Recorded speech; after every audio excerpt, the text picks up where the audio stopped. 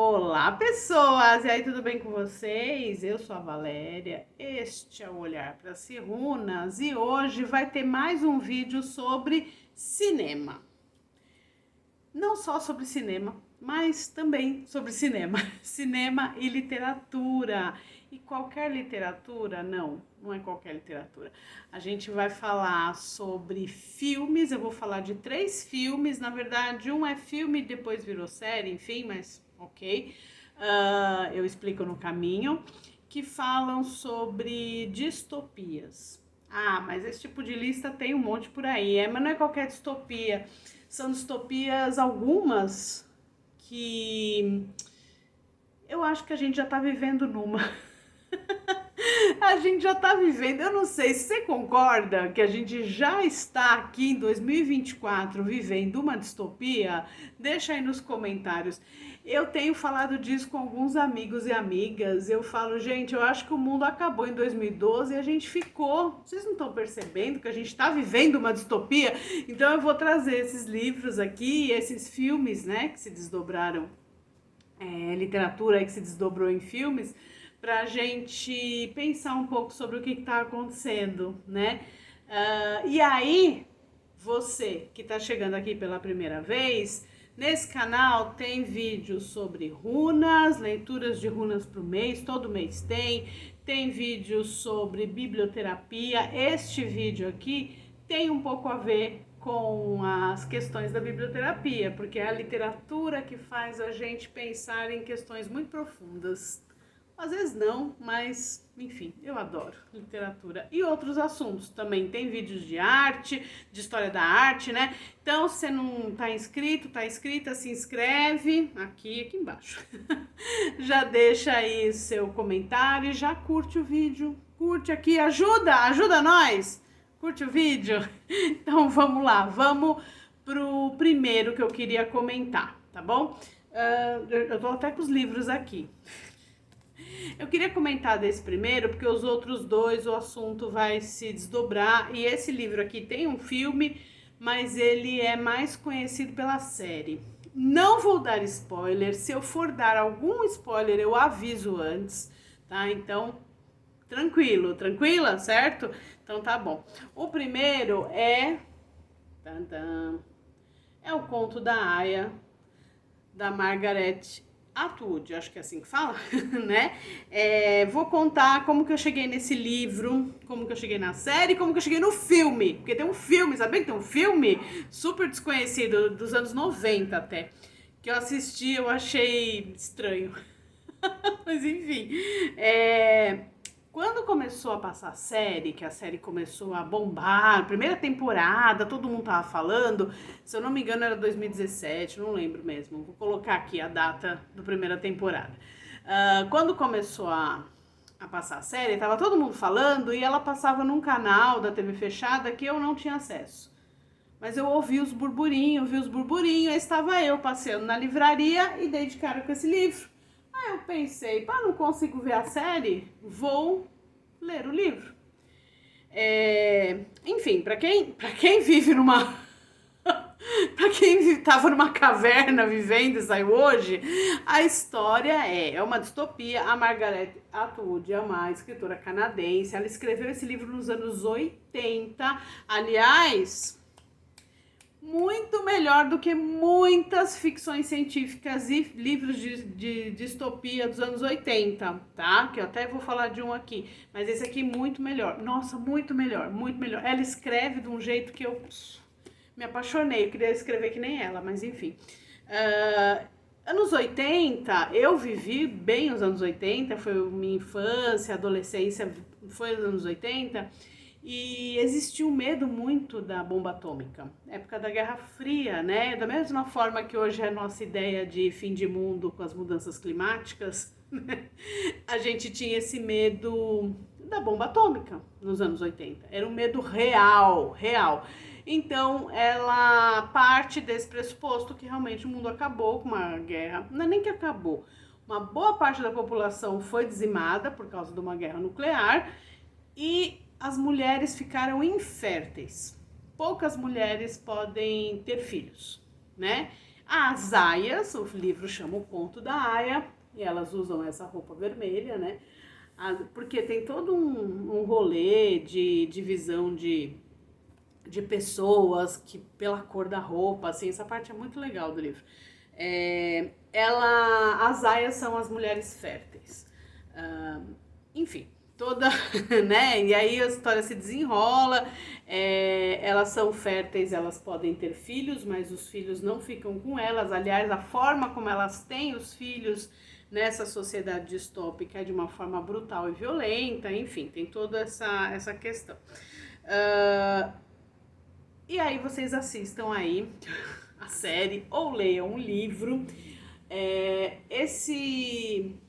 Toda a história é muito bizarra. As mulheres, elas acabam num...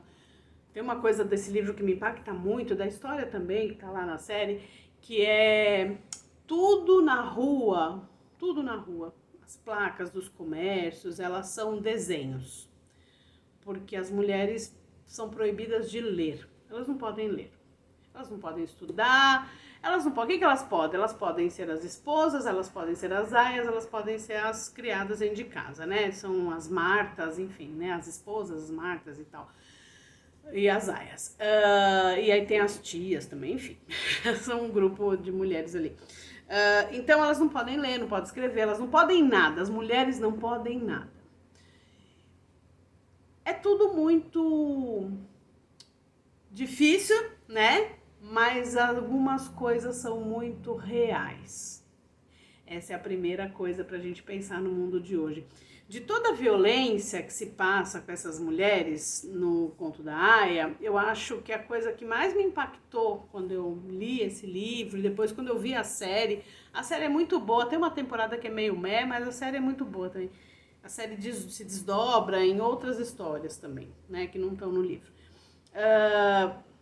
É o fato é a personagem da Serena, que é uma esposa de um comandante. Ela contribuiu porque ela era uma pessoa muito importante antes de Gilead ser criada, né? Gilead é o nome dos Estados Unidos nesse momento distópico, Estados Unidos entre muitas aspas, enfim. A Serena contribuiu para o projeto de Gilead. Né? Ela era uma mulher importante, que tinha estudado e não sei o quê, e ela contribuiu para que o mundo ficasse como ficasse e fosse tão violento com as mulheres. E aí eu pergunto, não tá cheia, eu não vou colocar só na conta das mulheres não, mas não tá cheia de pessoas que sem consciência de classe, né? Sem consciência de grupo, fala, né? Aquilo que o pessoal chama de pobre de direita, essas coisas todas. Então, isso pra mim é muito impactante nessa personagem da Serena, tá? Na série ela vai se desdobrar, enfim, vão acontecer outras coisas, mas o livro não. Tem uma sequência esse livro que foi feito agora, já no século XXI, que são os testamentos, porque a série foi se desdobrando, né? Aí a Margaret Atwood escreveu esse, que é o que se passa um tempo depois. Agora eu vou dar um spoiler do livro. Se você não quer saber sobre o final do livro, que ele é bem impactante, pula pro próximo. Pro próximo. Eu vou deixar na descrição do vídeo a minutagem quando eu acabo de falar do Conto da Aia, tá bom? Estejam avisados e avisados. É um spoiler do livro, isso não tem na série, tá? Mas no filme tem. O final desse livro, além de eu já estar toda impactada, esse livro, depois que eu terminei de ler, eu fiquei muitos dias refletindo. Porque como que a gente sabe dessa história toda? Você tá lá lendo, tá tudo acontecendo, essa distopia e essa violência que as mulheres sofrem, e tudo de ruim, todo autoritarismo e tal, não sei o que, o estado de exceção que eles estão vivendo, o estado teocrático, né? A gente tem esse final desse livro, o último capítulo, como que eles sabem dessa história toda? Porque Algumas mulheres, e tem os registros de Gilead, algumas mulheres também deixaram escritos, são pessoas num congresso, uma espécie de congresso de estudiosos de história, alguma coisa assim, lembrando que eu sou historiadora, né? E eles acessam esses documentos e eles veem o que que era, o que que foi Gilead. Então, na verdade, a gente está sabendo essa história dessa distopia num futuro mais futuro ainda. Eu fiquei assim, ó. Falei, meu Deus, que loucura! E aí, agora se você pulou o spoiler, você voltou aqui, agora neste momento. E aí eu também fiquei pensando muito sobre como que tá acontecendo esse evangelismo todo. Tá cheio de igrejas neopentecostais que defendem esta forma de vida. Não à toa Gilead tem esse nome, né? Defende essa mulher submissa. Então, essa é a primeira distopia que muitas vezes eu olho para os lados e falo, já estamos nela, já estamos nela, já estamos nela. A outra distopia, que a gente já está vivendo nela também, eu vou colocar a referência direitinho aqui, porque eu não tenho o livro aqui nas minhas mãos, que é 1984, do George Orwell, bem conhecida essa. Tem um filme, o filme é bom, mas o livro é melhor. Mas não é melhor que o Conde da Aia. Gente, sinto muito, George Orwell, você ficou muito popular porque você é homem. Tá bom? Aí, mais uma distopia, mais um Conde da Aia na nossa cara. Porque a Margaret Atwood, nesse rolê assim de pensar esse fim do mundo nos anos 80, nossa, gente, anos-luz à frente. Mas enfim, 1984, essa distopia bem conhecida também, que todos vivem sob o olhar do grande irmão, do Big Brother, né? Então é um estado autoritário, as pessoas têm aquele personagem, sei o nome dele, mas que ele trabalha naquela, né, aquele serviço burocrático, enfim, é toda uma crítica a um estado totalitário, que todo mundo é super vigiado. Gente, isso tem cara de Guerra Fria demais, né? Mas enfim, o que é o grande irmão? O grande irmão é essa ideia até que conversa com o panótico. Sabe o que é o panótico? O Michel Foucault, ele fala disso naquele livro do... Não é a História da Loucura, é o outro, Vigiar e Punir. O Vigiar e Punir, né? Que é o sistema das prisões, então aquele lugar panótico que você pode olhar tudo, né? Toda a vigilância que tá nos presídios, e depois tem essa conversa com as escolas, né? Também. Você pode vigiar tudo e tal. Então você é vigiado constantemente. Eu preciso dizer mais alguma coisa? Onde que essa distopia já é real hoje? A gente não só é vigiado constantemente, gente, a gente é vigiado constantemente. Vocês estão me vigiando agora, né? A maior produção de imagens do mundo, isso eu vi uma vez um professor, eu vou pôr o nome dele aqui também, porque eu esqueci o nome dele. Eu assisti uma palestra desse professor e ele falava que a maior... Isso, olha, foi há uns 10 anos atrás, tá? Que eu vi essa palestra. Que ele comentou que existem produção de imagem de artistas, né? Seja de pintura, enfim, desenho, fotografia, audiovisual, cinema e tal. Mas a maior produção de imagens é feita pelas câmeras de segurança. Todo lugar que você vai tem câmeras de segurança. Então a gente está sendo vigiado o tempo inteiro, o tempo todo o tempo. Tem gente até que cobre a câmera do computador, né? Porque, enfim. Sem teorias da conspiração, esse vídeo não é sobre isso, mas a gente não é só vigiado o tempo todo, como as redes sociais, elas ajudam a gente a ser vigiado o tempo todo, porque as pessoas ficam postando tudo o tempo todo. E eu tô falando isso porque eu também faço muito isso também, né? A gente já entrou nessa roda e a gente tá nesse lugar. Então o Big Brother tá aí, né? Eu acho que... Eu não tô falando do programa de televisão, não, tá bom? Falei pouquinho do 1984, né? Porque vocês perceberam que eu gosto só um pouquinho do George Orwell. Não gosto muito. O terceiro filme, eu tava falando de filme, né? Eu nem falei do Condaya, tem um filme dos anos 90, eu achei ele esquisito.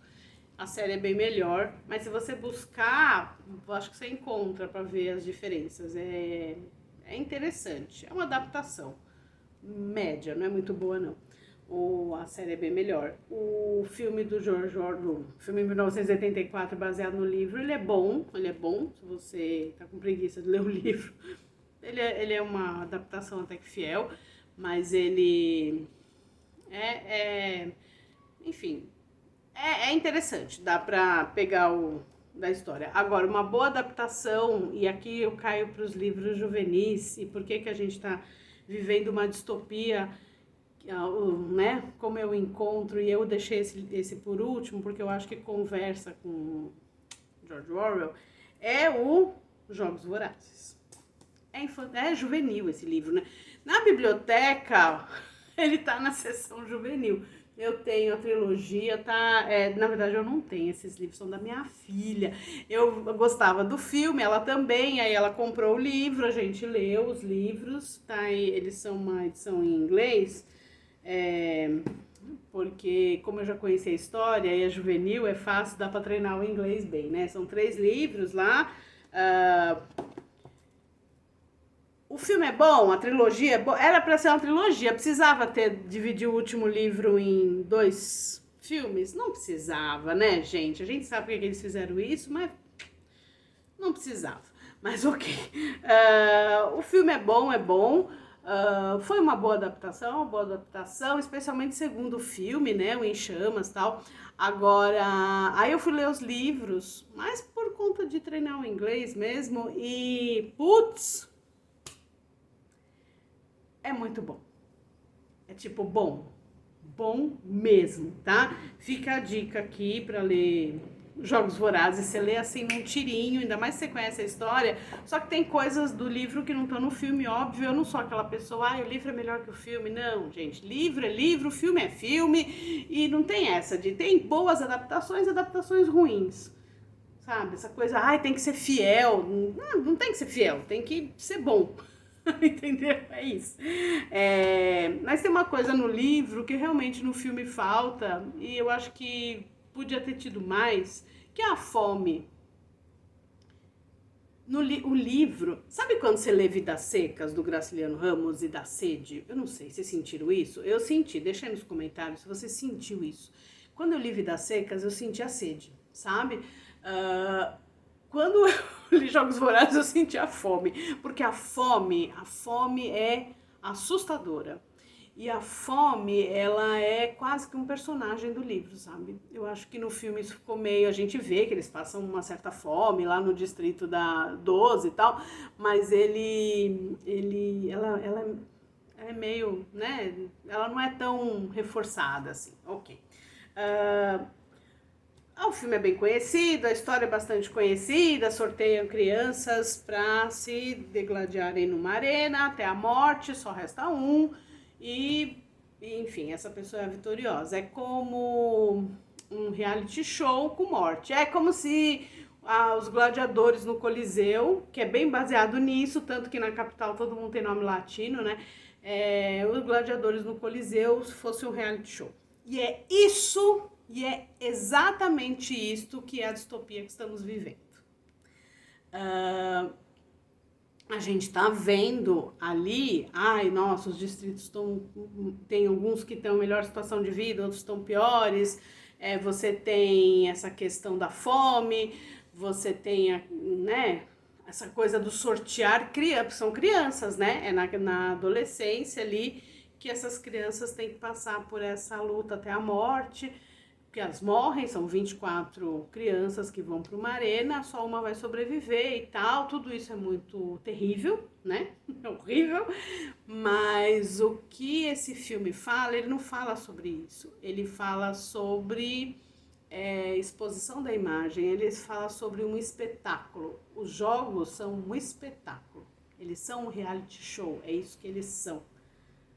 né? Eles ganham, tá certo que tem 2 distritos lá, que as crianças desde pequenininha, meio, são os espartanos, né? As crianças desde pequenininha já treinam, que normalmente são os vitoriosos sempre, porque eles são treinados para isso. Eles até sofrem uma lavagem cerebral para ir ali para a luta, mas nem sempre eles ganham, eles podem morrer, né? Ainda que você tenha isso, as crianças são lá, elas vão... Qual é a maior vantagem que você tem nos jogos? É você conquistar o público, porque se você conquista o público, você tem patrocínio, se você tem patrocínio, isso faz uma diferença danada, você pode receber uma dica, você pode receber um remédio lá na arena, enfim, tem uma série de vantagens sobre isso. E é sobre você ser uma pessoa que conquista o público, né? Então, a gente tem muitos... Hoje em dia, o entretenimento que a gente está acostumado, que passa nas TVs ou mesmo na internet, os canais falam disso. E eu não estou fazendo uma crítica de, não assistam Big Brother, não é isso. Até porque eu tenho, quer dizer, eu não acompanho reality show, eu tenho meio preguiça. Mas às vezes eu vejo fofoca disso. Gente, eu assisto Diva Depressão, sabe? É hora do VT, quando tem Big Brother, eu acho divertidíssimo, mesmo quando eu não acompanho o reality, eu vejo eles falando, analisando outros realities, eu acho divertido. Mas acho divertido eles, né? Não os reality. E aí a gente perceber que a gente tá vivendo assim já. Porque essas pessoas... Gente, vocês perceberam que ser ex-BBB é um título? Quem é fulana, subcelebridades, né? Quem é fulano? Fulana, é ex-BBB. Que é? A gente tá neste lugar. Fala pra mim. E a gente tem outra coisa da espetacularização. Não sei se vocês viram, eu vi isso outro dia, umas crianças falando sobre por que não precisa ir pra escola. Umas crianças ganhando muitos seguidores, muitos seguidores. Eu vou pra escola pra quê? Isso que eu aprendo não me serve pra nada, não sei o quê. E vão ganhando seguidores, seguidores. A gente tá vivendo essa espetacularização da imagem e, sabe, isso tá entrando na política, vocês sabem do que eu tô falando, então isso começa a entrar nas eleições, por exemplo, quando as pessoas lançam um voto, não para alguém que tem proposta e nada, mas alguém que conquistou a mídia, conquistou as pessoas, tem seguidores, o que teve de influenciador digital, vamos chamar assim, que ganhou algum cargo de vereador, vereadora, sem nenhuma proposta. Não estou falando que essas pessoas não podem se candidatar, não, porque, né, democracia é isso, todo mundo pode, mas sem nenhuma proposta, é isso, é isso. Ainda bem que o BBB não é uma luta até a morte, né? Porque senão seria muito violento, mas essas pessoas viram ex-BBBs, né? Ex-fazenda, É uma distopia que a gente está vivendo. Vocês percebem isso? Vocês percebem o que as pessoas fazem para chegar nesse lugar? Né? Existe a coisa do chegar nesse lugar. Para ser visto, e aí essa conversa com 1984, a ideia do quero ser visto. O grande irmão não precisa nem se esforçar mais para vigiar tudo. As pessoas estão dando essa de lambuja, assim, né? Então, eu acho que é pra gente refletir um pouco sobre essas coisas, né? Porque é sobre isso, esse vídeo aqui, então eu dei essas 3 dicas. Me conta aqui se você já viu algum desses filmes, se você já leu algum desses livros, o que você achou, se o que eu falei é uma grande besteira, se você não percebe que a gente tá com esses elementos, porque isso é dialético, né? A vida tá indo assim, as pessoas escrevem sobre isso, só que elas colocam em outro lugar, isso que é uma distopia, né? Um outro lugar, mas baseado numa realidade que a gente já está vivendo. E aí, se a gente vive, a gente lê, assiste e reflete sobre isso e vê aonde isso nos toca. Presta atenção, tá bom? É isso. Se você gostou do vídeo, deixa o seu gostei e até semana que vem.